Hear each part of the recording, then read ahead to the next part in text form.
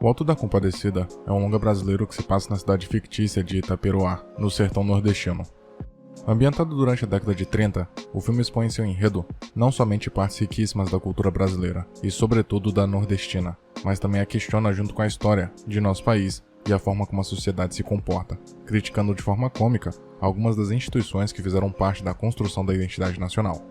O uso de elementos da cultura regional é recorrente durante toda a trama, com sotaques e maneirismos fortíssimos, sendo sentidos em todos os personagens, além da presença de elementos marcantes da nossa história, como os cangaceiros e as cerimônias religiosas locais, por exemplo. Somado a isso, a narração de memórias do personagem Chicó, através de cordéis, mostram como o longa, apesar de criticar e satirizar, também sabe homenagear e valorizar o que há de rico em nossa cultura. Por se passar no sertão nordestino, em uma época que a civilização ainda se esgueirava para o interior do Brasil, e por ser originalmente uma peça de teatro do pós-modernismo, O Alto da Compadecida não se abstém de mostrar a realidade e os impactos que a SIC invoca no ambiente, e principalmente nos personagens, como João Grilo e Severino, por exemplo, que acabam tendo seus destinos e ações diretamente influenciados pela pobreza e a fome que a SIC traz. A trama acompanha a jornada de dois melhores amigos, Chicó e João Grilo, dois homens extremamente pobres que fazem o possível para sobreviver no sertão, mas sem perder o bom humor, apesar das durezas.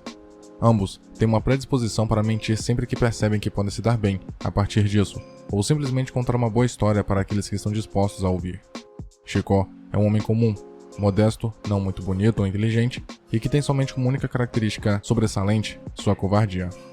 Para tentar jogar seu charme para as pessoas e parecer mais valente, o personagem constantemente fala de coisas das quais não sabe nada, e inventa histórias exageradas que ouviu falar, ou de seu próprio passado. Contudo, mesmo sendo um ordinário e mentiroso, Chicó é um homem bom e sossegado, que por si só, viveria uma vida pacata sem grandes compromissos ou preocupações, desde que tivesse seu cigarro consigo, ficando assim a cargo de seu melhor amigo, arrastá-lo para reviravoltas e colocá-lo em saias justas. João Grilo é um personagem propositalmente cômico, demonstrando ter hiperatividade e pela forma como age e fala, aparenta ter um parafuso a menos. Entretanto, mesmo parecendo ser um biruta, por baixo disso se esconde uma mente sagaz, inteligente e muito criativa, capaz de criar as maiores mentiras para que ele e Chicó sempre se deem bem em todas as situações. O protagonista e suas mentiras são o motor que faz toda a trama se desenrolar, implicando em todos os dramas e reviravoltas da história. Mesmo quando percebe que foi longe demais, Grilo sempre consegue se safar, pois quando está prestes a ser pego, acaba inventando uma nova mentira, ainda mais cabeluda, para colocar no lugar, sempre salvando seu pescoço e dando vida a novos dramas e problemas para ele e seu melhor amigo. Quando chegam ao vilarejo, é graças à sagacidade e à lábia de João Grilo que os homens conseguem as vagas de emprego na padaria de seu Eurico, que mesmo só ofertando uma vaga, após ouvir a explicação confusa do protagonista do porquê sairia ganhando com isso, acaba contratando a dupla. Da mesma forma, é através da dialética de Grilo que o Padre João acaba sendo exposto e colocado em maus lençóis com o Major Antônio Moraes e o bispo da região, e arquiteta todo o relacionamento de Chicó e Rosinha, bem como engana o pai desta para que acabe tendo que aceitar o casamento de ambos, mesmo que Chicó seja pobre e sem estudo. Contudo, mesmo sendo um mentiroso e pilantra de mão cheia, João Grilo não pode ser considerado uma pessoa ruim, tampouco malvado ou que age por má fé. Mesmo tendo esse comportamento mentiroso o tempo todo, enganando até mesmo os missionários e autoridades, suas ações não são carregadas de malícia ou maldade para com aqueles que acabam afetados. Suas mentiras nunca fazem nenhum mal verdadeiro para ninguém da cidade, apenas beneficiam o próprio personagem, que não vê problema em passar a perna nas pessoas para se dar bem, o que acaba muitas vezes inadvertidamente expondo a hipocrisia e as incoerências dos discursos dos demais personagens da trama, que mesmo descobrindo suas mentiras, terminam compactuando com elas para se dar bem também. Os demais personagens da trama acabam servindo como uma metáfora para classes responsáveis por construir a sociedade brasileira e os comportamentos que os fizeram se tornar lembrados na história, às vezes repetidos até os dias de hoje. Os representantes da Igreja Católica no longa, Padre João e o Bispo, imitam um comportamento que, embora seja condenado pela doutrina cristã e pela própria instituição que é a Igreja, foi replicado durante séculos pelos missionários que vinham ao Brasil. Ambos deixam suas crenças de lado em diversos momentos do longa, apenas para garantir vantagens e regalias, mesmo tendo sido feito um voto de renúncia a todos esses prazeres mundanos, e mesmo descobrindo sobre mentiras e pecados dos demais personagens, eles acabam compactuando e mudando seus discursos, se percebem que através disso podem se beneficiar, agindo assim através do egoísmo e da ambição. O Padre Eurico e sua esposa Dora representam uma classe média que vive embebida de hipocrisia, vivendo de aparências e status, mas que em suas vidas íntimas têm inúmeros problemas e enfrentam tantas dificuldades quanto os mais pobres que empregam, e que somente por estarem um degrau acima na pirâmide social, se sentem no direito de humilhar e diminuir os menos favorecidos, como fazem com Grilo e Chicó, preferindo alimentar sua cachorrinha com mais cuidado do que com seus empregados, que sequer têm o direito de reclamar.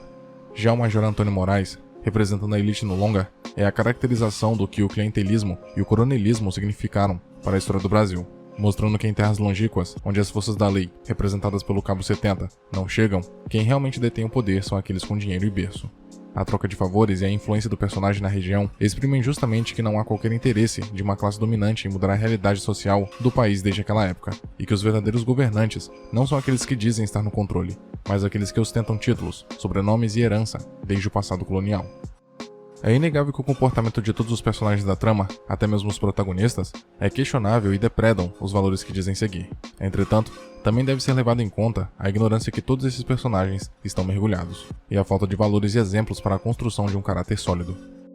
Após o ataque dos cangaceiros no vilarejo e a morte da metade dos personagens da história, enquanto estão sendo julgados e prestes a serem condenados, Nossa Senhora Aparecida, após ser convocada por João Grilo, argumenta justamente que os personagens eram ignorantes demais para serem responsabilizados por seus atos em vida, só se dando conta do que fizeram em seus últimos momentos, e quando fizeram isso, se arrependeram, merecendo assim um lugar no purgatório. Contudo, João Grilo, enquanto era julgado, não podia dizer o mesmo que seus colegas. O personagem era inteligente o suficiente para saber que o que fazia era questionável, e não tenta esconder isso de Jesus Cristo, que a todo momento induz ao conflito na mente do protagonista. João aceita sua punição, se essa for a vontade de Deus, e novamente a compadecida sai em defesa de um mortal para impedir que este seja condenado, argumentando dessa vez que as ações de João, embora assumidamente morais, foram apenas uma reação a um ambiente extremamente inóspito que viveu durante toda a sua vida, tendo sido a seca e a miséria o que lhe obrigaram a agir dessa forma, pois a virtude do pobre, para a santa, era ser esperto, independente do que isso significasse. Quando retorna dos mortos, lembrando apenas vagamente do que ocorreu do outro lado, é possível perceber que foi instaurado um conflito ético na mente de João Grilo, que embora agora tenha uma consciência mais próxima da moral católica, até mesmo repreendendo Chicó quando este tenta não pagar suas promessas e dívidas que fez, o protagonista ainda tenta de todas as formas encontrar saídas e brechas para se dar bem, se esquivando de suas responsabilidades e compromissos. O protagonista não vê por que deixar oportunidades passarem e sempre tenta agir da forma que melhor atenda a seus interesses, mesmo que envolva mentiras ou enganações.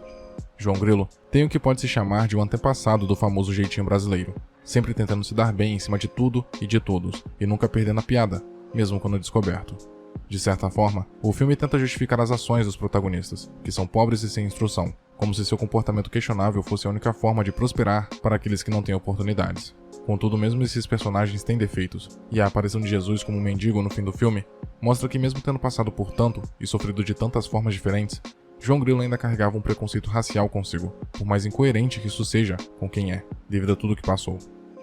O Alto da Compadecida é uma grande sátira a como a sociedade brasileira foi construída, e a todos os valores que supostamente permeiam a nossa cultura. Diversas instituições são questionadas durante a trama, não de forma ofensiva ou unicamente crítica, mas sim de forma cômica e satírica, de modo que através do humor sejam expostas as hipocrisias presentes em nossa história e que não sejam mais perpetuadas. Essa incoerência entre os supostos valores e as próprias ações dos personagens são a característica mais recorrente e marcante de todos da trama, pois diante da mais ínfima oportunidade, todo o caráter e juízo são deixados de lado em prol da única coisa em comum a todos os personagens e classes, o benefício próprio. Como diria Bertrand Russell, a humanidade tem dupla moral, uma que prega, mas não pratica, e uma que pratica, mas não prega. Muito obrigado por ter chegado até aqui. Imagino que, de algum modo, esse vídeo tenha sido interessante para você, e por isso peço que o curta e o compartilhe para ajudar a divulgar o conteúdo do canal. Se quiser ajudar e puder, claro, torne-se membro e confira os benefícios de cada nível de assinatura. Na tela, tem mais vídeos que talvez possam te interessar. Até a próxima.